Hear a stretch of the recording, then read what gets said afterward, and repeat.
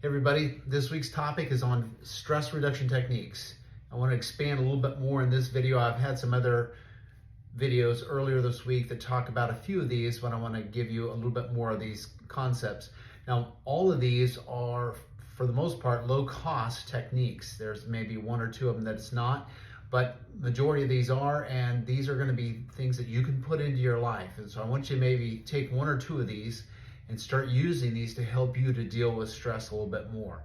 We know that you're not going to be able to get rid of stress in your life completely. And we also know that anxiety is not something you plan on doing. It's not something you just think about. It just pops up. It's an emotion that pops up.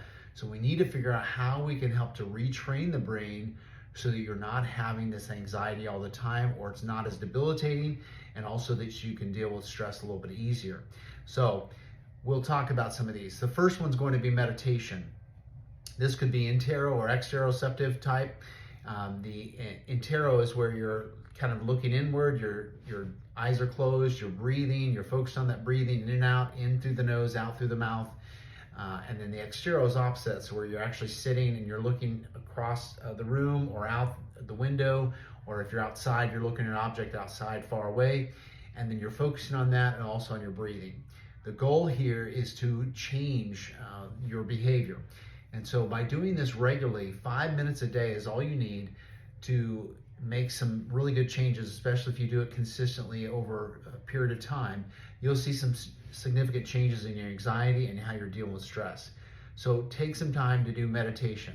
Another one's going to be regular exercise. This is a duh already, but walking is really good, swimming, biking, stair climbing, hiking. These are all going to be great exercises for you to deal with your stress.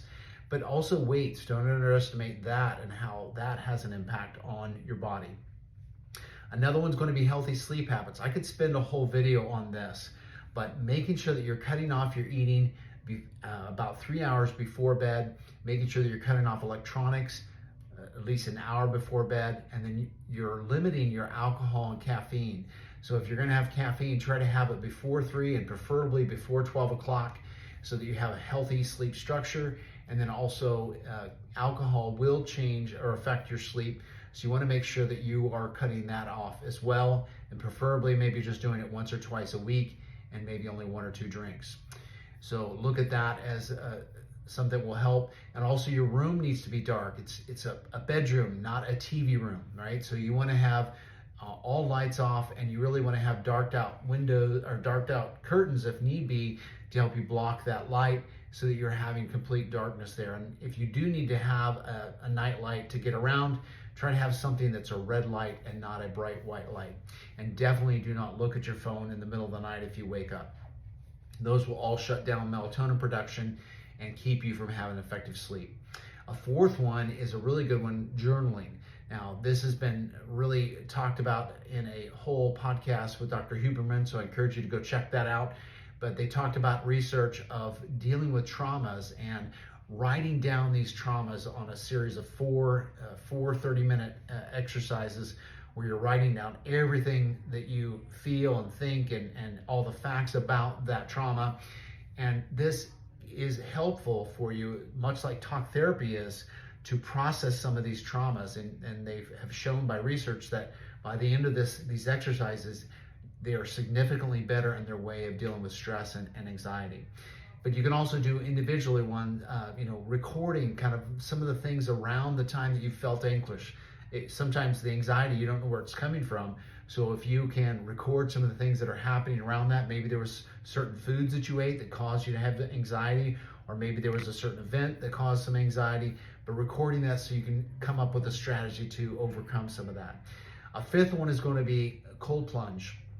Now, this is something I do on a regular basis, but getting into cold water, a bath, or a cold shower for anywhere from 5 to 7 minutes. I usually do it at the end of my shower for about 3 to 5 minutes, and just kind of stand under it, put my head under it, my face under it, my back, and my chest, and it's pretty cold, but afterwards you're releasing significant amounts of dopamine, endorphins, enkephalins, adrenaline, and you just feel like you're on a runner's high for several hours after that. Now, I will caution those that are dealing with mast cell activation or histamine intolerance. This may cause a worsening of your situation, so you may not want to do this. So looking at that is an important one.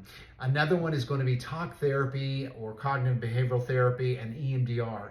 Now, these are things that we're very familiar with, most likely the talk therapy, a very good tool, but you definitely want to have a counselor or a psychiatrist or psychologist, someone that is trained in these techniques to really help you to deal with the traumas that you had when you were younger and bring them back up as an adult in a safe environment so that you can reprocess those and kind of resave them, so to speak.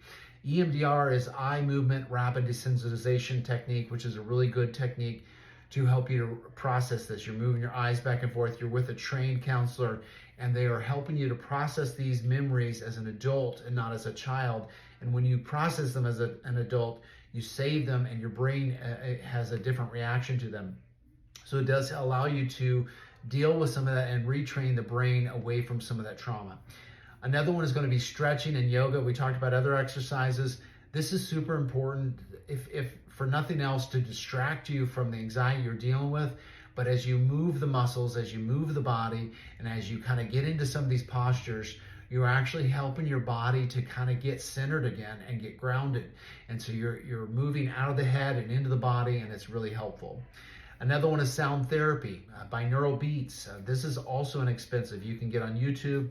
You can find different videos that are free. May have to watch a commercial or whatever, but you watch these videos. They have the binaural beats, and if you've got headphones, it's giving you 2 different beats there, and it's also helping kind of entrain the nerves or the brain waves. So some of them are set for 40 hertz, some are set for 100 hertz, but they have different ones, whether gamma, delta, to kind of help you get to a calmer state. But by doing any of these techniques over and over again, you're really retraining the brain and getting you better at dealing with stress and anxiety. Another one is going to be forest bathing or grounding, getting outside. It doesn't have to necessarily be a forest, but it could be a mountain or a lake, or it could be just even sit in the backyard if you've got kind of an area where it's quiet and it's peaceful and you've got a nice view. Then you can sit there and you can kick the shoes and socks off and really get grounded. Even with concrete, it actually will process through that. So with grounding, what we're trying to do is decrease the excess positive ions that we got from all the electronics we're around and all the stressors we have, and really kind of bring you back to balance. But it also helps with inflammation and blood flow, so it's really good at that. But getting outside, this is going to decrease your stress hormone. It's going to decrease blood pressure. Another one is going to be biofeedback. We've talked about this as well.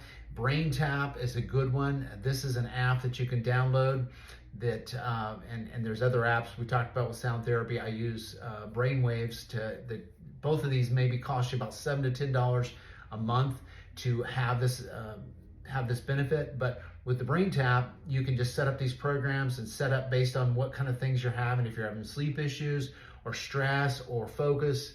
Did I say focus? Yeah, focus issues. And then you can just do this exercise 30 minutes a day, 5 days a week, and you get really good benefit there. And then a bonus one is going to be virtual reality therapy. I would prefer being outside, but sometimes you can go to a great place around the world just in this little tool, and you can set up the binaural beats. This is a really good way to do that meditation, and like you're on a mountaintop or you're in Italy or somewhere else beautiful, that will allow you to kind of get a setting there and get really grounded and have good meditation. So all of these are great techniques. I encourage you to use a few of them. My goal in doing all these videos is to reach people and help them to have an understanding of some of this complex stuff now, and synthesize some of this information. So hopefully this will reach 1 or 2 of you and it'll be beneficial. If you have questions or comments, post those below. Love to help you and interact with you there. So have a great day.